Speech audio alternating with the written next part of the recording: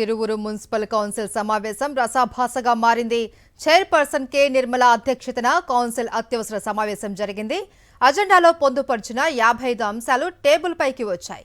TDP councillor కుమారునికే టెండర్లు ఎలా ఇస్తారు అని వైఎస్ఆర్సీపీ కౌన్సిలర్లు ప్రశ్నించారు. వెంటనే వాటిని రద్దు చేయాలి అని డిమాండ్ చేశారు.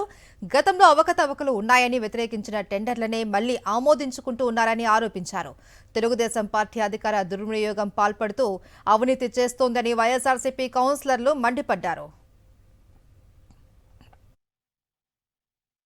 గత 3 నెలల కింద జరిగిన 2.5 కోట్ల రూపాయలు మేము బాయ్కాట్ చేసిన వర్కుల్ని తీసుకొచ్చి ఈరోజు ఆమోదింపజేయడానికి బోర్డు వారు చూశారు.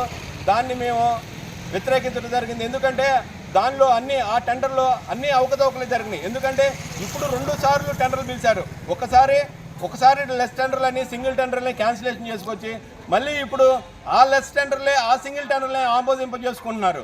అంటే దీంట్లో ఎన్ని అవకతవకలు ఉన్నాయో మీరు అర్థం చేసుకోవాలని మేము కూడా దాన్ని వ్యతిరేకించి ఈ 2.5 కోట్ల రూపాయలు 20 వార్డులకు పంచాలి అనేది మేము చైర్మన్ గారికి విన్నవించడం జరిగింది.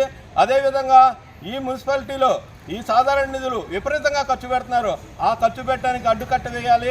రేపు రాబోయే కాలం విపత్తులకి ఈ సాధారణ నిధులే మనకి బలం కాబట్టి వాటిని జాగ్రత్తగా అమలు చేయాలి. చాలా జాగ్రత్తగా ఖర్చు పెట్టాలని మనం విన్నవించుకోవడం కూడా జరిగింది.